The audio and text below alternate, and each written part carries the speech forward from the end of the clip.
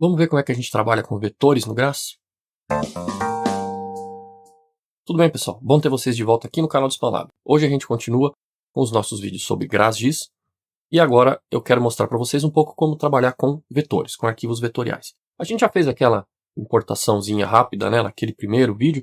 Vou fazer de novo aqui e vou mostrar mais algumas coisas agora seguindo a apostila. Então eu vou seguir ali na parte de vetores, vou pular, lógico, a introdução dos vetores, porque tem a aula teórica sobre isso lá naquele outro curso de QGIS, que deve estar aparecendo aqui em cima no card, e eu vou fazer um exercício que ele, a princípio, ele é um pouco estranho, porque a gente faz um vai e volta ali de coisas, cria pontos, depois exporta os pontos, depois importa os mesmos pontos, e sempre algumas pessoas perguntam para que fazer esse negócio. A ideia não é exatamente fazer um exercício que seja realmente funcional e prático, tá? Uma coisa do dia a dia, mas aproveitar para mostrar algumas ferramentas em funcionamento. E aí depois vocês vão entender como é que essas ferramentas se encaixam na hora que vier a necessidade. Beleza? Então vamos lá para o nosso desktop, que eu já estou com o QGIS aberto ali. Legal, já estamos aqui com o GRASS aberto. Então eu entrei na mesma location, no mesmo appset que a gente usou da outra vez. O que a gente tinha lá? A gente tinha aqueles dois arquivos raster, né, que a gente trabalhou, a gente fez todo o trabalho com eles ali. Ah não, na verdade eu estou olhando o errado, né, esse aqui, ó. Isso, era esse aqui, ó, que a gente fez todos aqueles trabalhos lá com a importação do raster, o patch do raster, depois a gente viu o 3D, e aí eu vou aqui importar um arquivo vetorial, tá? Eu vou só abrir o... Opa, tudo bem, ó, tá vendo? O GRASS novo, ele tá bem espertinho, ele já perguntou se eu queria trocar de mapset, que eu tinha entrado em outro antes, e tinha ficado nele. Isso é bem legal, porque antes a gente não tinha essas informações e essas dicas pra gente. A gente tinha que ou se ligar que estava fazendo a coisa errada, sair, voltar, agora tá bem mais interessante. E eu vou vir aqui para importar. Da mesma maneira aqui, para o raster, a gente tem algumas opções. Tem, né, aqui, ó, import, estava no export, né, aqui, import. Então tem a opção genérica, v.in.ogr, OGR é a parte vetorial da biblioteca GEDAL. Tem o vimport, então isso aqui é igual o de raster.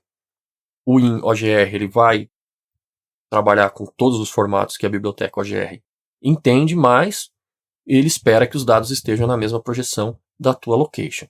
E o vimport ele vai fazer aquele lance de gerar uma location temporária, importar os dados para lá, puxar para cá e apagar os dados temporários. Então ele faz a reprojeção.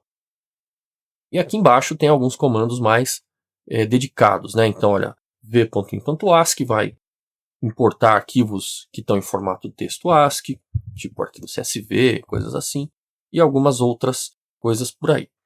Então eu vou chamar o v.import para importar o nosso vetor, que lembra que ele é um shape, na verdade um GeoPackage com os limites do PETAR, mas ele está em lat-long. A gente está aqui trabalhando numa location em UTM. Então vou procurar o arquivo aqui. Aqui o GeoPackage, PETAR, limites, LL, lat-long. Vou chamar ele aqui, vou deixar do jeito que está e vou importar. Tá vendo? Ele dá o aviso da reprojeção, ok. Importa e reprojeta e ele vai trabalhar ali sozinho. E, opa, já está aqui, ó. Posso fechar esse aqui. Então, muito simples, né, gente? Rapidamente a gente importa um vetor que esteja em formato shapefile ou GeoPackage sem problema nenhum. Vamos ver um pouquinho aqui como ele fica. Olha só, vou chamar aqui a aba de display. Lembra que ele é a nossa pilha de layers, né? A gente já tinha visto isso antes. Ele está aqui.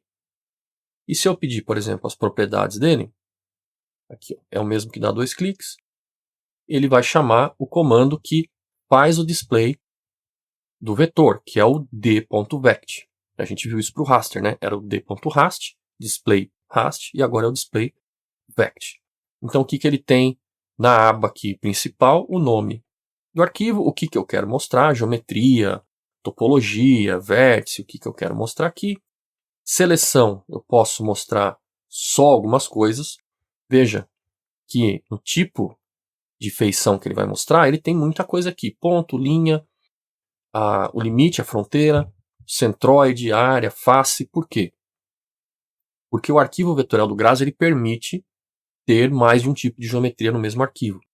Se você está acostumado com shapefile, você sabe que só pode ter o ponto, linha, um polígono. No shape do Grazo você pode ter tudo junto. Você pode ter ponto junto com polígono, junto com linha.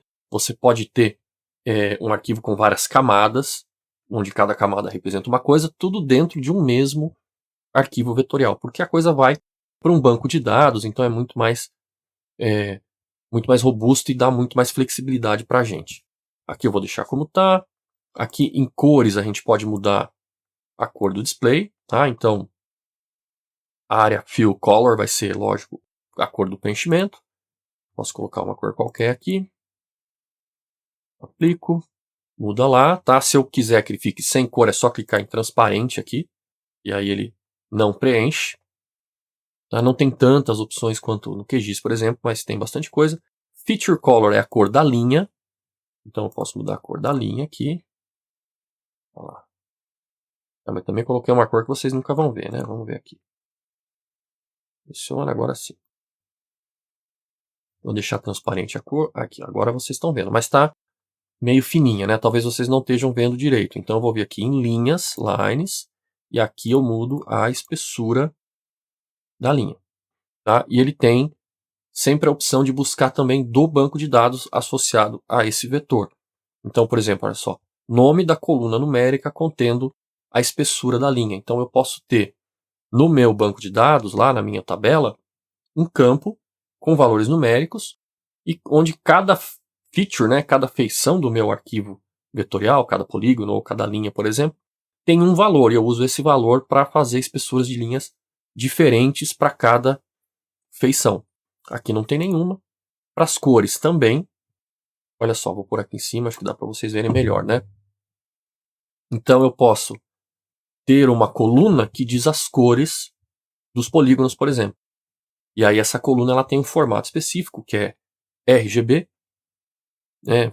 3 dígitos para cada cor, então 0 a 255, 000 até 255, 2 pontos, 0 a 255, 2 pontos, 0 a 255. Você tem os valores aí de vermelho, verde e azul, e ele vai usar isso para fazer as cores dos vetores automaticamente. Dá um pouquinho de trabalho fazer, mas é interessante, né?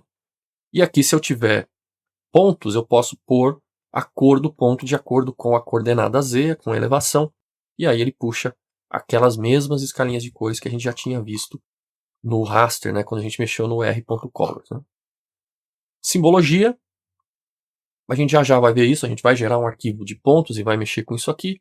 Então tem simbologia básica para pontos, né, se vai ser um xizinho, uma bolinha, alguns símbolozinhos aqui que ele tem alguns símbolos aí, entre símbolos básicos e outros símbolos mais interessantes. Por exemplo, tem símbolo para geologia, símbolo de foliação de camada, coisa assim. Algumas setinhas de norte que você pode usar em outras situações.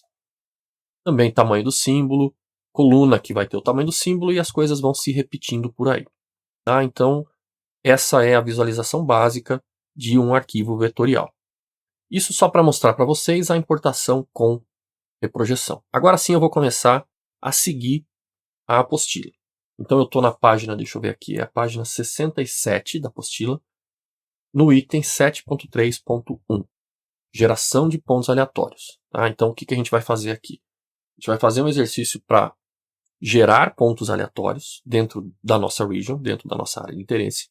Depois a gente vai pegar para cada um desses pontos e puxar o valor do SRTM como um atributo desses pontos para fazer o sampling, né, buscar o valor ali do ponto de um raster, que no caso aqui é o nosso é de elevação, mas pode ser um outro raster qualquer. Depois a gente vai exportar esse arquivo vetorial para ver como é que é a exportação de um arquivo vetorial com formato ASCII, por exemplo, e depois importar de volta o arquivo ASCII para ver como é que funciona a importação dele. Então aí a gente vê várias coisas ao mesmo tempo. Tá? Não que seja uma sequência de passos que a gente faria numa análise comum, mas a gente concatena algumas ideias interessantes aí para dar uma olhada. Então vamos lá. Primeiro eu vou dar um zoom para tudo aqui e dei o zoom para a region, né? Vou dar o zoom para o mapa aqui, vou chamar ele aqui, ó, zoom para o mapa e vou definir uma region na mão. Lembra como é que faz? Eu vou ver aqui na última lupinha definir a region interativamente. Está aqui, ó, set computational region extent interactively. Então vou definir ela mais ou menos aqui assim. Pode ser qualquer uma, vocês podem fazer qualquer uma. Vou dar um zoom para ela. Estamos aqui com a nossa region definida. Qual será a resolução que está definida para essa region? Eu não lembro. Então o que a gente faz? A gente vem aqui no console. Lembra aqui, ó, no console. E aqui eu vou escrever o quê? Lembra da tatuagem? G.region-P. Ou traço P. Então está aqui a nossa definição, limites norte, sul, leste, oeste, resolução 28.9. Então, mais ou menos 30 metros, ele deu aquela ajustada pelos limites. Vamos dar uma forçada para que fique com 30, só para ficar redondinho. Então vou voltar aqui o comando, "-p", A de alinhar, resolução igual 30.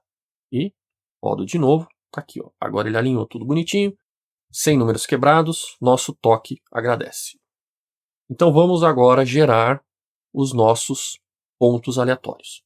Para isso a gente vai vir aqui, ó, no menu vetor, gerar pontos, generate points. Eu não sei como é que estão essas traduções, porque normalmente o meu está em inglês, mas às vezes o sistema coloca uma coisa que fica meio a meio. Então é muito mais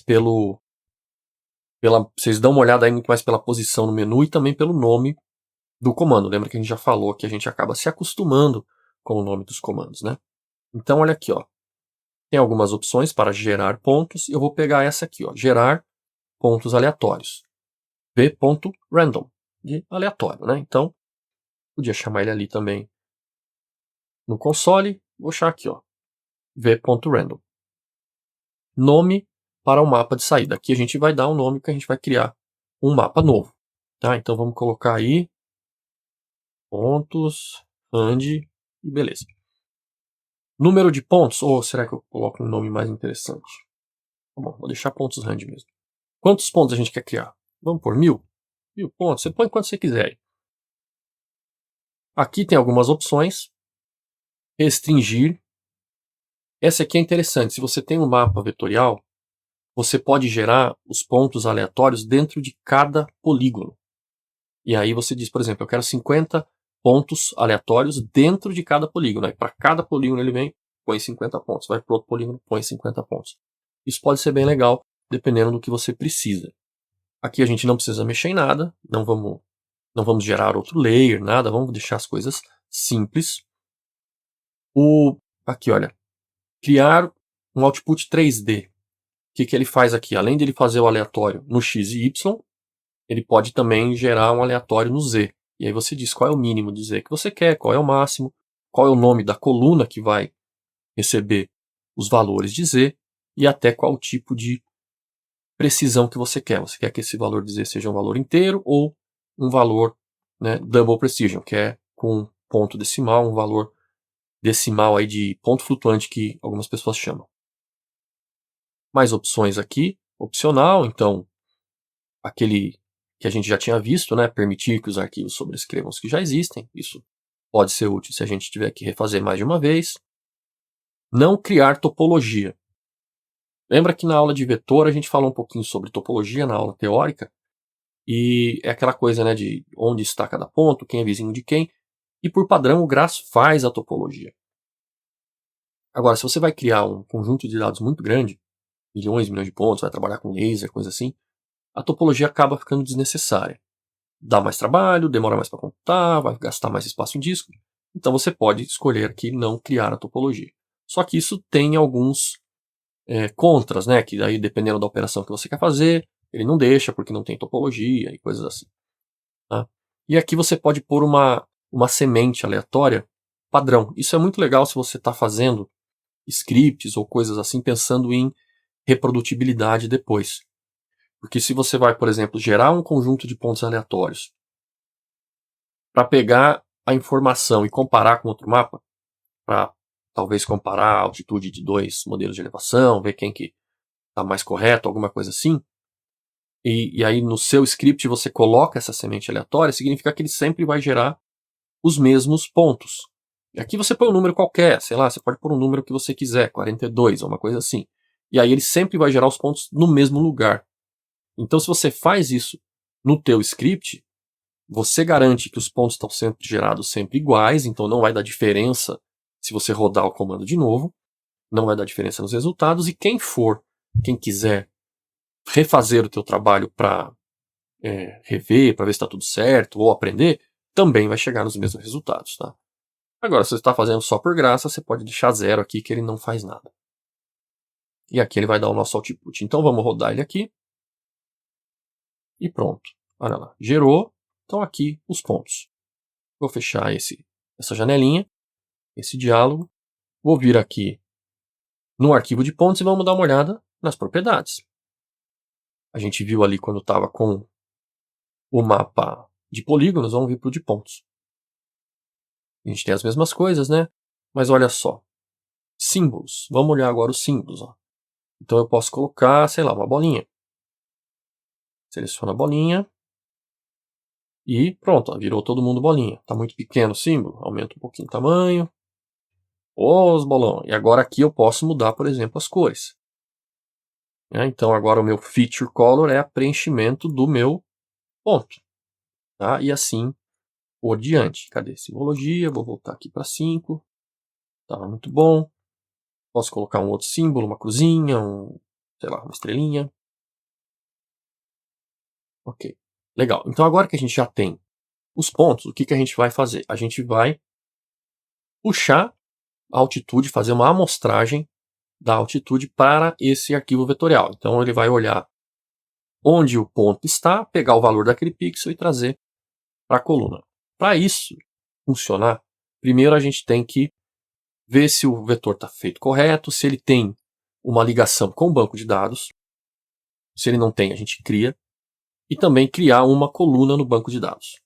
Então vamos lá. Seguindo a nossa apostila, a gente vai vir aqui em Database, Vector Connections e New Table. Tá? Porque esse vetor ele foi criado sem nada, ele não tem uma tabela ainda associada. Então vamos ver aqui. Ó.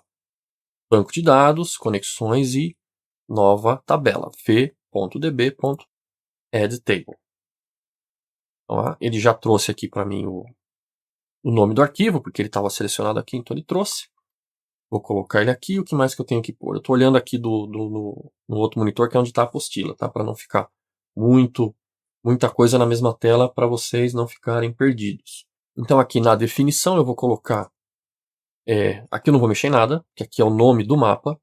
Nome na nova tabela de atributos é o nome do mapa vetorial por padrão. Posso pôr outra, ele vai ligar tranquilamente, mas eu não vejo muito motivo de colocar um outro nome. E aqui o tipo de coluna. Tá vendo? Tipo múltiplo, então eu posso pôr mais, posso criar mais de uma coluna ao mesmo tempo. E eu coloco na forma nome tipo. Então nome da coluna e o tipo. Por exemplo, nome eleve, de elevação, e o tipo. Que tipo que é? Tipo inteiro, tipo double, que é o double precision, ou ponto flutuante, ou número decimal, ou o que mais for necessário. Se eu for colocar, por exemplo, string, se não me engano, eu tenho que pôr o tamanho da string, que é o texto, né? Vamos dar uma olhada no manual para ver como é que é isso mesmo? Vou aumentar aqui. Não sei se vai dar para ver bem. Mas, tem alguns exemplos. Então, olha aqui, ó. Aqui ele cria um layer, ó. Coluna slope, tipo double precision. Posso pôr só double também. Vírgula. Outra coluna. Road name é o nome da coluna. Varchar 15, entre parênteses. Ou seja, vai ser uma variável do tipo caractere com limite de 15 caracteres. Então isso é assim que vocês fazem para colocar colunas que vão receber texto. Vou voltar aqui, vou colocar eleve int. Por quê? Porque o srtm é de valor inteiro. Então eu vou deixar ele do jeito que está. Ou será que a apostila pede decimal? Não, integer, né? Então integer, tá? Coloquei eleve espaço integer para manter igual está na apostila e a gente não ter nenhuma confusão. Vou rodar.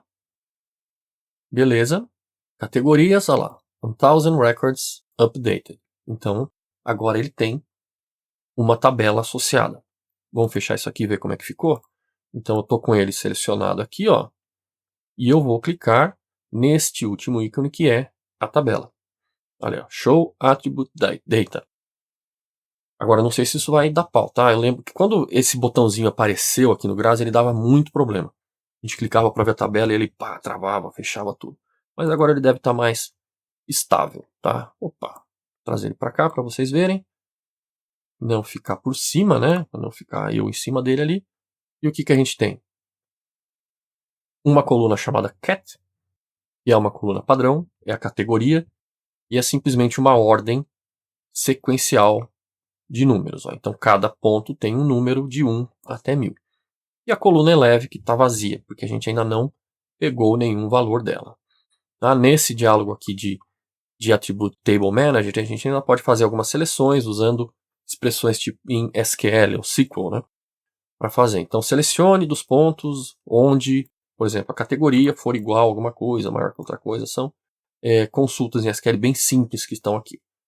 Pode fazer também consultas mais complexas se você souber SQL. Vou fechar e vamos seguir para o nosso próximo passo da apostila. Então agora a gente vai voltar aqui em vetor. Olha lá, Update Attributes. E a gente vai pegar este comando aqui, ó. Sample raster maps at point locations v.wat.hast. Então o que ele vai fazer? Ele vai pegar o valor do raster e jogar na coluna de atributos do nosso vetor. Olha ele aqui. Então este é o mapa de pontos para o qual você quer editar os atributos. Qual é o mapa raster que você vai buscar, perguntar? É esse aqui. Veja que aqui em cima ele está mostrando para mim o que está no Map Display, é tipo um atalho. E aqui embaixo, os outros que existem. Lembra? E no Grass, todo arquivo que a gente importa, todo mapa que a gente gera, continua lá dentro daqueles diretórios, daquela estrutura de diretórios da location e do mapset. A gente não precisa ficar perguntando ali, tentando se lembrar onde foi parar o arquivo, em qual pasta eu guardei. Eles estão sempre todos ali. Então, eu posso pegar qualquer um desses, vou pegar aqui o do mapset mesmo sem problema. Opcional. O que a gente tem de opcional aqui? Tá. Então, aqui para opcional, a única coisa que a gente tem que pôr é a coluna onde a gente vai colocar os valores da busca. E é a nossa eleve que a gente já criou antes. Então, só isso. Para esse caso aqui, só isso. Posso rodar. Olha lá. Fez a atualização dos registros da tabela. Vou fechar aqui e vou chamar a tabela de novo para a gente ver como ficou. Olha ali a tabela e agora a gente tem a coluna cat, que já estava lá, e a coluna eleve agora tem valores, que são os valores do raster, do SRTM.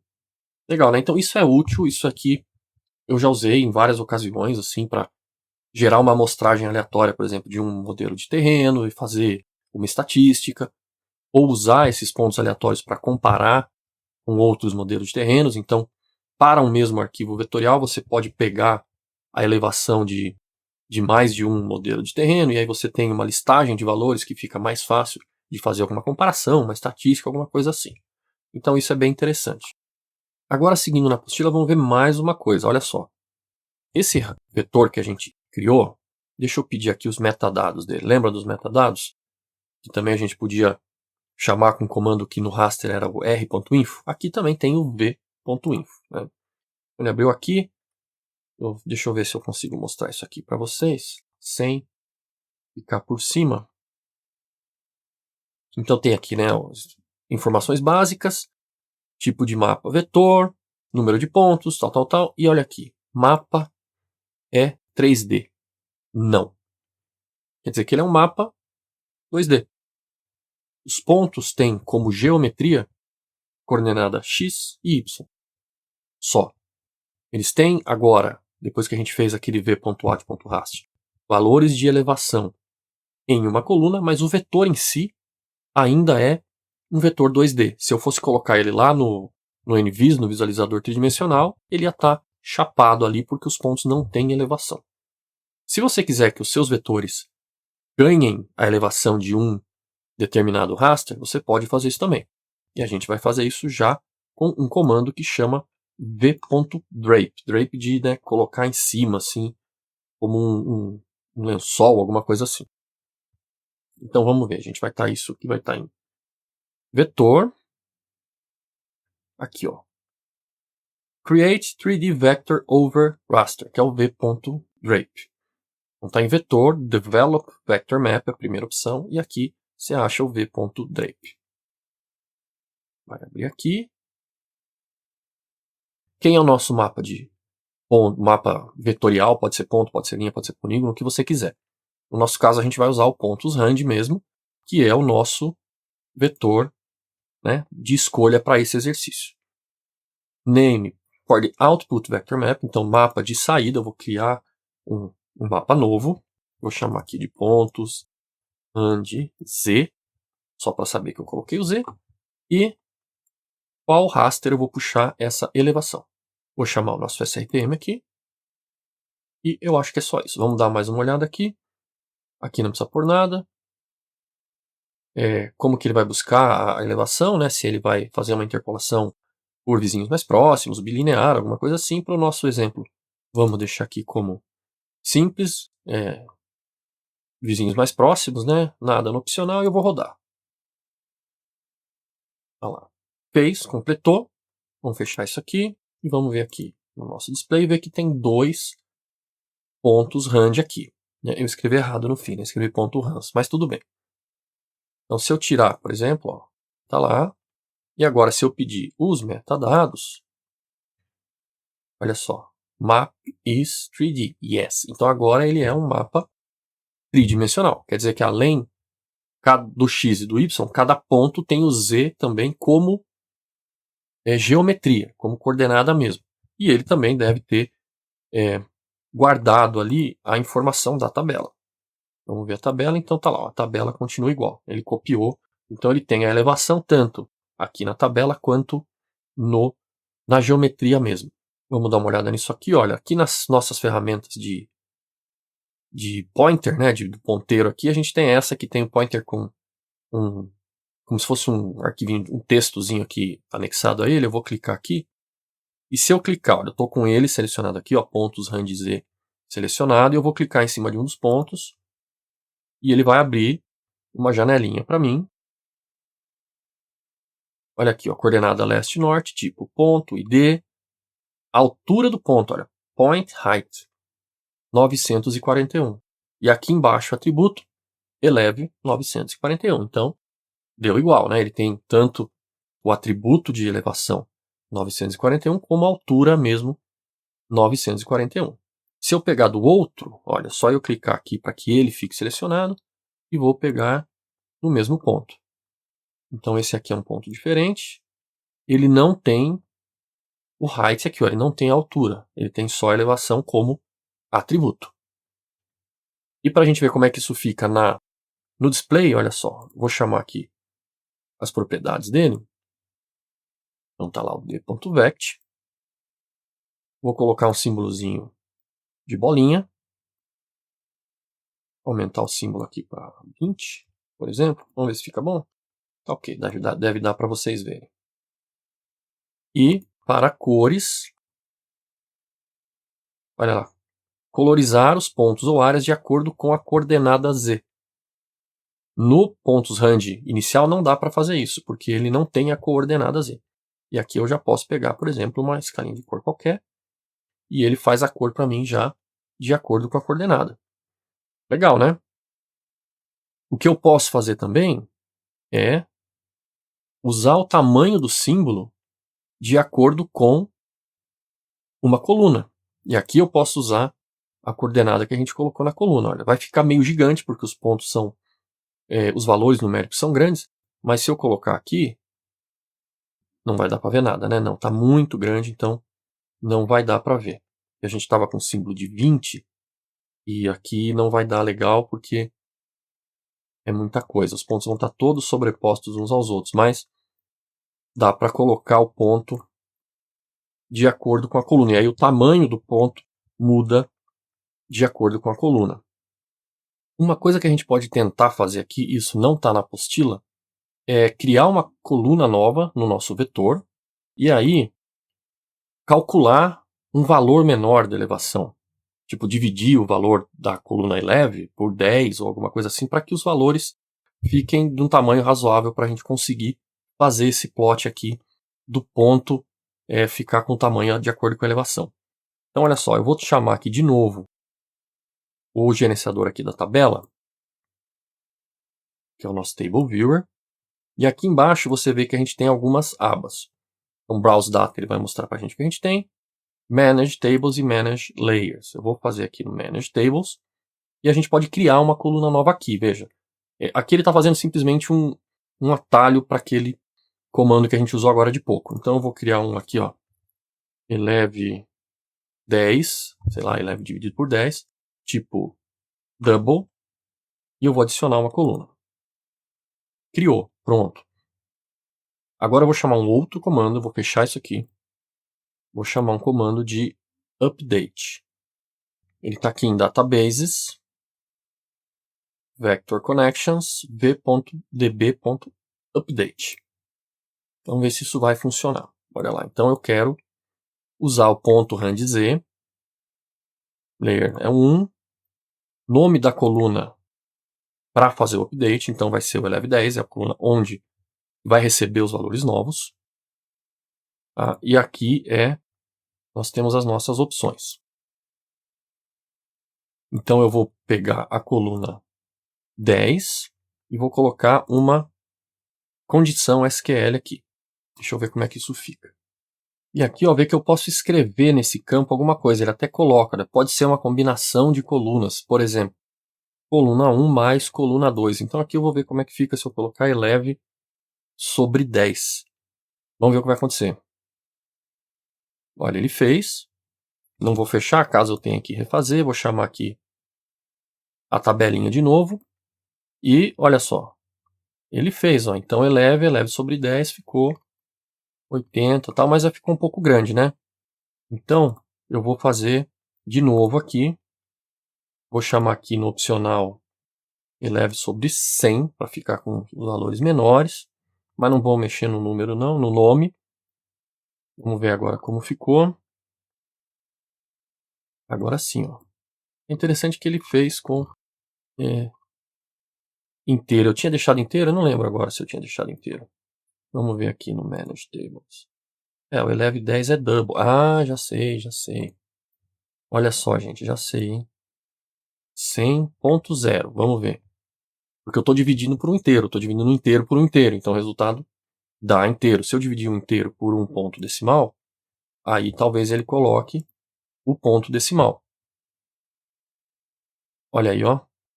1.44, 0 ponto, tal. Então agora funcionou. Viu? Então a gente consegue fazer essas operações dentro da tabela também. Não é tão, talvez, integrado e simples como o gerenciador de tabelas, do QGIS e coisa assim, mas funciona assim.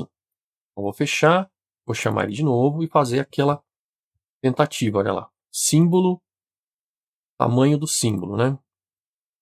Ele não está achando aqui. Ponto rand, deixa eu fazer assim, eu vou chamar outro e ele de novo. Ponto rand.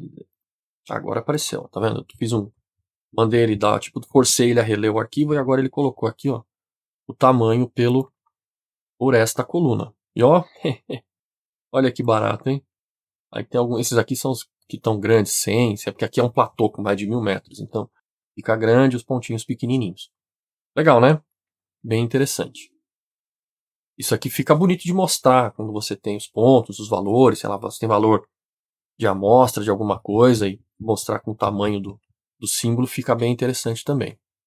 Vou desligar ele rapidinho aqui, chamar o ponto randz normal, para mostrar mais uma coisa. Primeiro eu vou trocar a simbologia dele para aquele pontozinho comum, sabe, que é o xizinho. Ok, tá ali o xizinho. Então antes de fazer a parte do exportar e importar de novo como ASCII, vou fazer rapidinho um buffer aqui para vocês verem como é. Então vou vir aqui no vetor, e olha, tem um comando direto, ó, v.buffer.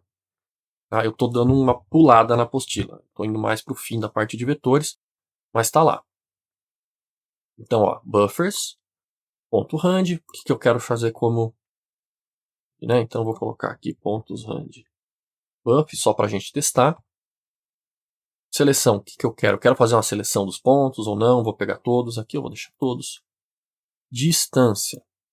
Então olha lá, ó. Distância no eixo maior e no eixo menor. Então eu posso fazer um buffer que, se eu colocar a mesma distância, vira um círculo em volta de um ponto. Mas eu posso ter distâncias diferentes, fazer elipses. Inclusive eu posso fazer com que o eixo dessa elipse tenha um ângulo pré-definido. Posso usar um campo da coluna para fazer a distância do buffer, da mesma maneira que eu posso fazer o tamanho do ponto ali no display, eu posso usar uma coluna para fazer o tamanho do buffer se eu tiver. Então, se você tem um mapa de drenagens com a classe, por exemplo, de app, alguma coisa assim, né? E aí, dependendo do tipo do rio, tem uma distância para app, você pode ter isso numa tabela. O rio, a drenagem, a classe da app e a distância que é aquela app. E aí você já cria os buffers automaticamente. Os atributos e aqui os opcionais de sempre. Então vamos ver distância. Agora olha aqui, em unidades do mapa. Nós estamos com o mapa em UTM, então a gente pode colocar alguma coisa como 100 metros, vamos lá, vamos por 100 metros nos dois, só para a gente ver como fica. Vou rodar. Gerou, tá? Olha aí. Vamos dar um zoom aqui para ver como ficou. As bolinhas. Então são bolinhas de 100 metros. Vamos mudar aqui, vamos colocar 300 por 300. Agora eu tenho que vir aqui no opcional e deixar sobrescrever. Lembra disso, senão ele não faz. Vai fazer, demora um pouquinho, que são 1000 bolinhas, né? Olha lá. E olha que interessante, ó. Fundiu as bolinhas próximas, tá? E aí ele tem uma opção em algum lugar aqui que é de não fundir as bolinhas. E essa opção tá aqui, ó. É uma opção que não tem um nome muito intuitivo, mas Transfer Categories and Attributes. Então, se eu clicar aqui, vamos ver como fica essa bolinha. Presta atenção aqui, que aqui devem ficar duas bolinhas separadas. Olha aí sim. Então, se você quer que fiquem os buffers separados, você marca aquela opção, senão você deixa e ele vai fundir. Vamos ver aqui, eu vou tirar, não, deixa assim, vai. Vamos só ver como é que fica a anisotropia. Então eu vou colocar aqui 500 no X e 800 no Y, né? Ou seja, maior e menor. Vamos ver o que ele faz, porque eu não dei ângulo. Quem é o maior, quem é o menor? Eu não sei qual é, se é o norte ou sul, ali, ó. Então é 500 no X, 800 no Y. E se eu deixar um ângulo qualquer, então 34 graus, alguma coisa assim, ele vai fazer as bolinhas inclinadas aqui na diagonal desse... Olha lá. Aqui também é interessante, hein? Esse 34 é, pelo jeito, 0 aqui no norte, indo anti-horário. Isso é interessante de saber, tem que fazer uns testes para ver o que vocês querem. Tudo bem? Deixa eu fechar os buffers aqui. Voltar para a nossa region. E agora sim, vamos fazer a parte da exportação e importação. Então, primeiro a gente vai exportar isso como um arquivo de texto. Deixa ele aqui, tanto faz o arquivo que está selecionado aqui. E eu vou vir em exportar mapa vetorial. E aí tem vários formatos. O OGR, de novo, vai fazer aqueles formatos padrão, shapefile, JPEG, o que for. E aqui algumas opções mais específicas, tá? Pode ser o SVG, que é legal se você trabalha com ilustração em programa tipo Inkscape, Illustrator, CorelDRAW. O SVG pode ser bem interessante de você, porque você já pode jogar direto ali e trabalhar com eles. Vamos fazer como pontos ASCII. Dá uma olhada lá na aula de vetores se você não lembra o que é ASCII. Então, olha lá, vai ser o nosso pontos rand ou randz, tanto faz. O call randz, que ele tem mais coisa ali na tabela para a gente ver como é que fica. Formato, ponto standard IWKT. Aqui é o tipo de formato. Quer ver o manual, o que ele diz sobre isso? Vamos ver se ele explica aqui o tipo. Olha, ó, exemplos. Standard é um formato bem do GRASS, formato inclusive do GRASS antigo, que algumas pessoas falam, né? Então ele tem um cabeçalho, e aí as as coordenadas para os vértices de cada elemento. Isso aqui é uma coisa que o GRAS entende e só o GRAS entende. Então isso funciona para você levar do GRAS para o GRAS, mas outros programas não, mas é difícil você achar um programa que entenda isso aqui. O formato pontos, ele é, né, para fazer pontos, e aí ele vai soltar coordenada x, y, categoria e as colunas. E aqui a gente escolhe qual que é o separador de campo. O padrão do GRAS é colocar esse símbolo aqui, que são dois tracinhos verticais, parece um tracinho só, mas são dois, que chama pipe. Mas você pode colocar outro se você quiser. E o WKT, o Well Known Text, é um formato que tenta ser meio universal e ele também pode exportar nesse formato aqui. Então vamos ver aqui, vamos voltar aqui no nossas opções. Vou deixar ponto, seleção não vou mexer nada porque eu quero tudo, e o tipo de arquivo de saída. Deixa eu ir lá e colocar na nossa mesma pastinha, nome, export.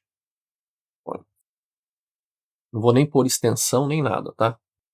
Eu estou no mundo Linux. Se eu tivesse no Windows, eu colocaria uma extensão, alguma coisa .txt, .asc, ASC, alguma coisa assim. Vou rodar. Gerou. Deixa eu achar o arquivo lá para mostrar para vocês. Olha lá, pessoal. Então tá aqui, aberto no editor de texto. A gente tem coordenada x, coordenada y, aquela coluna que tinha os valores, né, do Z e a categoria. Dependendo de como a gente faz a nossa exportação, a gente pode fazer seleções diferentes aqui, quais categorias eu quero, quais eu não quero, condição em SQL. O que mais que eu tenho aqui? Opcionais. As categorias que eu quero exportar. Tipo do separador de campos, ó. Então pipe, vírgula, espaço, tabulação ou linha nova. O padrão do GRAS é o pipe. Tem muita gente que gosta da vírgula para fazer aquele aqui bem, né, CSV. E o número de casas decimais, 8, pode ser muito, podemos colocar 2, por exemplo. Opa, rodei sem fazer aquela opção de sobrescrever. Então vou colocar aqui, permitir que os arquivos sobrescrevam, está lá no opcional. Vou rodar de novo, vamos ver, olha, já meu editor de texto aqui, o Sublime Text, já entendeu e trouxe. Então, ó, vírgula, separando, né, e só 2 casas decimais. Legal? Então isso aqui é bem útil de exportar um arquivo de texto. E uma coisa que a gente faz também muito é importá-lo para dentro do GRAS. Então eu vou desligar aqui a visualização do pontos .rand e agora eu vou importar o arquivo CSV, que é uma coisa bem comum que a gente fez também lá na aula de QGIS. Vou ver aqui, ó, em importar arquivo vetorial e ó, tem uma opção já própria, v.in.asc. Vamos abrir ele aqui, ó, nome do arquivo, vou buscar ele lá na nossa pastinha, aqui. Tá? Eu não tenho problema com extensão de arquivo aqui no Linux, mas se você está no Windows, se você está no Mac, vale a pena. No Mac nem tanto, né? Mas no Windows, colocar uma extensão, .asc, txt, csv, alguma coisa assim. Nome do arquivo de resultado, né? O nome do arquivo de output aqui. Vê que ele não põe o nome do arquivo original. Vou pôr aqui, ó, ASCII import. Formato. Agora ele ele está esperando o quê? Formato aquele standard do GRAS ou o ponto. Então aqui é ponto. Separador de campo. Aqui a gente tem que dizer para ele qual é o separador. Aqui não tem tantas opções quanto no QGIS, que você pode colocar um separador qualquer, você pode fazer mais coisa. E a gente usou foi vírgula nessa última exportação. Não tem texto para delimitar, então não vou colocar nada aqui. Vamos ver as outras opções. Pontos. Olha lá.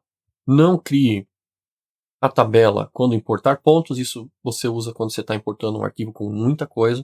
Tipo um arquivo XYZ que saiu de um levantamento laser, SFM, alguma coisa assim, que são nuvens de pontos muito densas, né? Aí você não precisa criar tabela ou topologia. Aí é mais interessante você criar um arquivo que seja só a geometria XYZ, né? Um vetor 3D que você usa a geometria Z para interpolar um raster, um modelo de terreno, alguma coisa assim. Então não precisamos pular nenhuma linha de cabeçalho, porque é um arquivo padrão do GRAS. Coluna com X é a coluna 1, coluna com o Y é a coluna 2, e a gente até tem a coluna 3 com aqueles valores de elevação. Então a gente pode colocar isso aqui assim. Se eu quiser, eu posso também colocar as colunas que vão para o arquivo importado. E aí eu ponho daquela mesma maneira com a coluna e o identificador.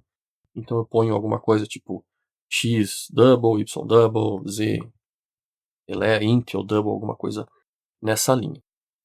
Os nossos opcionais de sempre, né? Criar um mapa 3D sim, se não mesmo dando aquele valor da coluna Z, ele não cria um mapa 3D se você não mandar.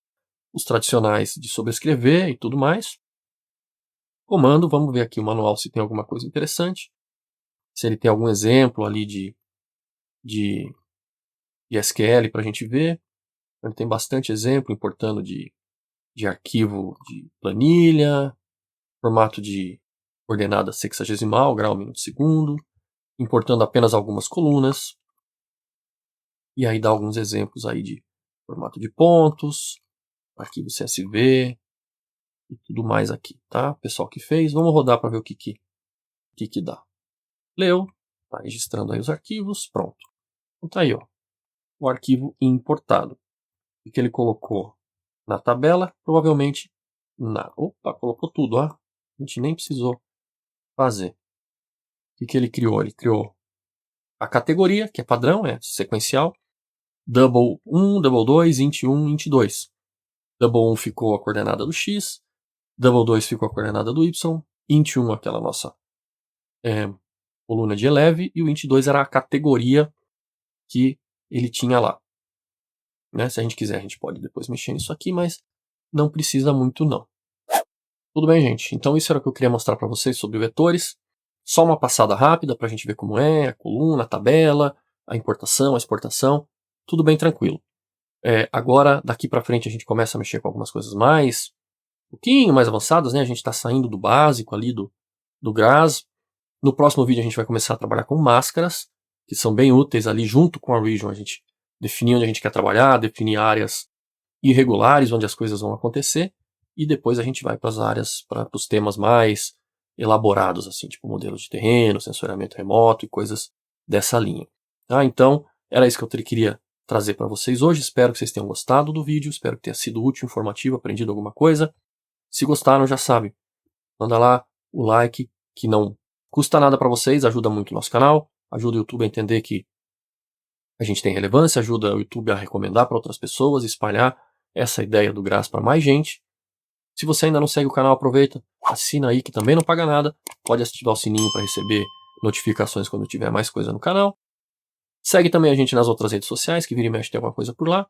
E ainda vou deixar 2 vídeos aí agora aparecendo na tela, se você quiser, continua mais um pouco com a gente. A todos vocês um grande abraço e até o próximo vídeo.